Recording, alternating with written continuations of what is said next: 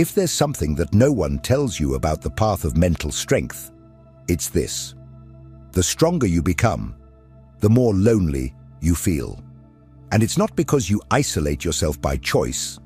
It's because the world starts to not know what to do with you. Nietzsche spoke clearly about this. The free spirit, the one who breaks away from common morality, who does not accept easy truths, who thinks for themselves, inevitably distances themselves from the herd. And that distancing hurts. But that pain is necessary. Because real growth requires space. And you can't grow while being tied to the expectations of others.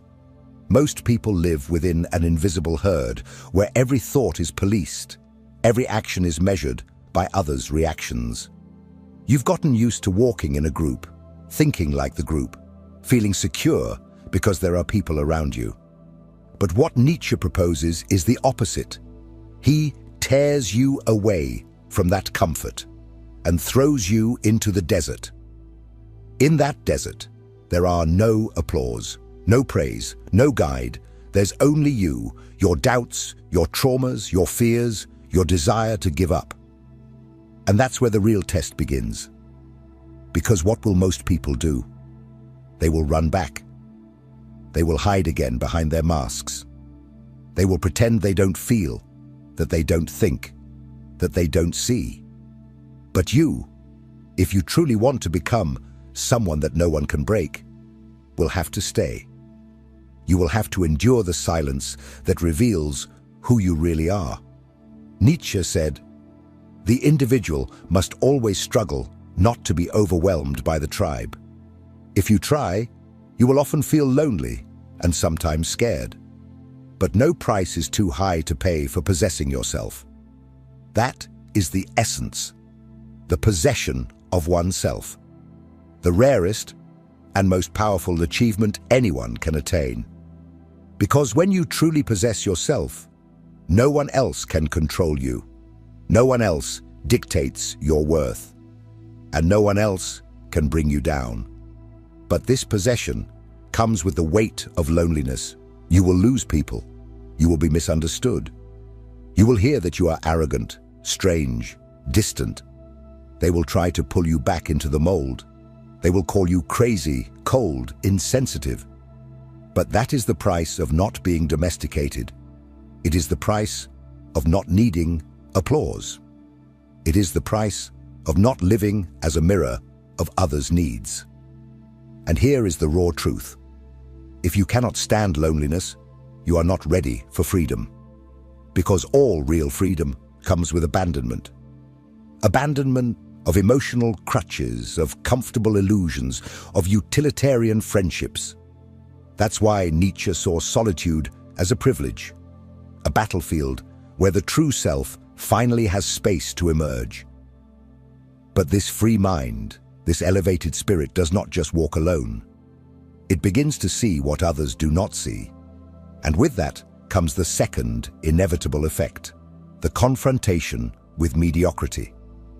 Because when you start to become strong, the collective mediocrity feels it.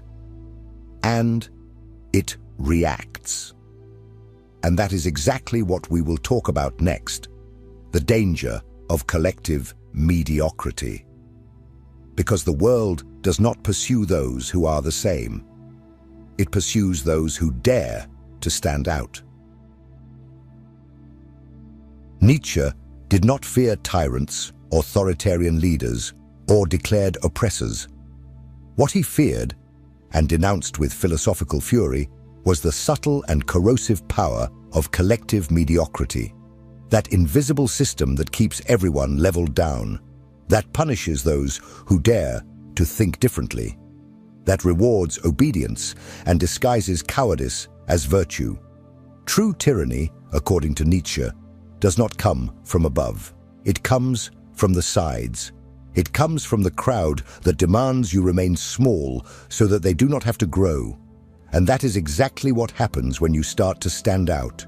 When your mind becomes sharper, your spirit firmer, your presence more uncomfortable. You begin to disturb, not because you are doing something wrong, but because you are doing something rare. you are breaking the mold. And society hates those who break molds. Collective mediocrity cannot stand individual brilliance, because that brilliance exposes the darkness of ordinary life. Nietzsche called this the slave morality, a morality built by those who, unable to achieve greatness, decided to invert values. They transformed strength into arrogance, ambition into selfishness, independence into coldness. And with that, they created a moral system that protects the weak and condemns the strong. But make no mistake, it is not out of compassion, it is out of resentment. Because the weak do not want to be saved. They want the strong to be destroyed. That is why, when you start to liberate yourself, they begin to attack you.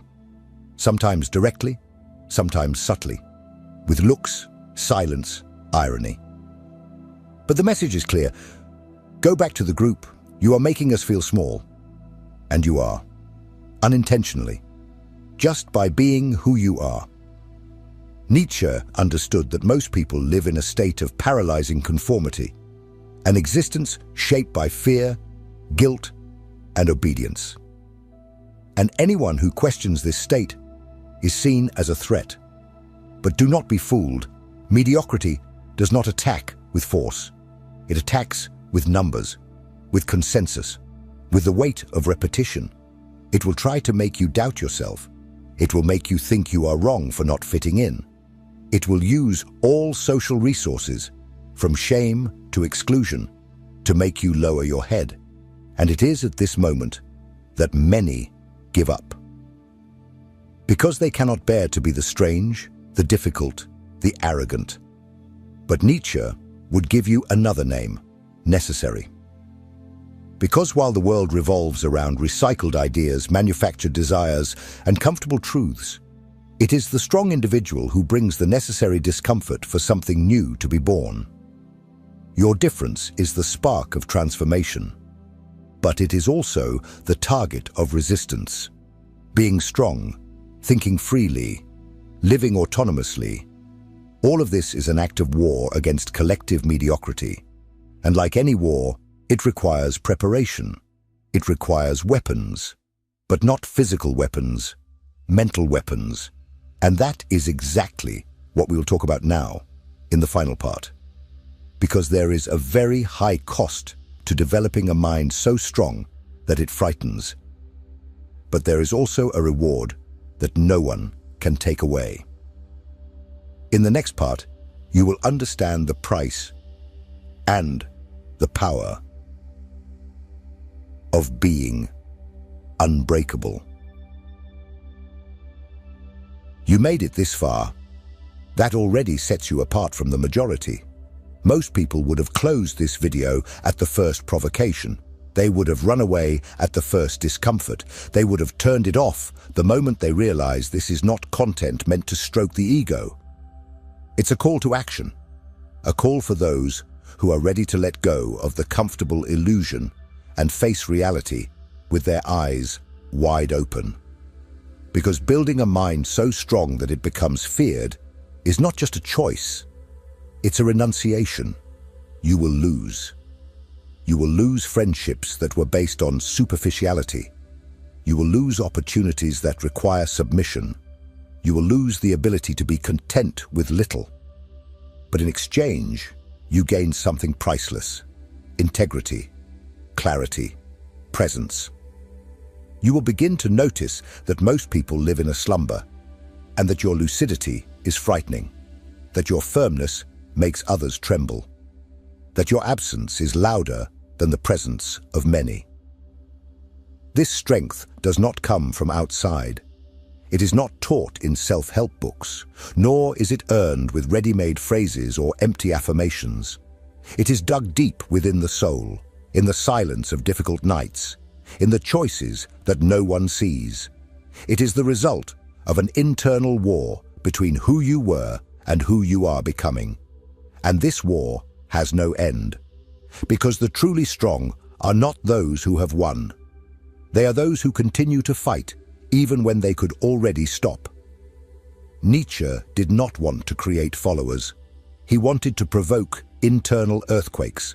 He wanted you to stop crawling for approval, to stop begging for meaning, to stop seeking in ready-made systems what can only be built with blood, sweat, and awareness. He wanted you to become dangerous, not in a violent sense, but in a rare sense, so rare that your mere existence forces others to look in the mirror and confront what they are avoiding. And now, I want to invite you to do something that will solidify this process. Write in the comments a truth you are tired of hiding, an opinion you are afraid to voice, a thought that makes you feel isolated, but that represents who you truly are. This is part of the journey, claiming your voice, showing your presence, and more than that, declaring that you will no longer bend. And if this video touched you, if something inside you was awakened, don't stop here. The next video is just as important as this one, perhaps even more so. It continues this journey. And if you've made it this far, you know you're not watching just out of curiosity. You are here because something inside you has already begun to change. So keep going. You are not alone. You are just ahead. And that, my dear, is frightening, but it is also liberating.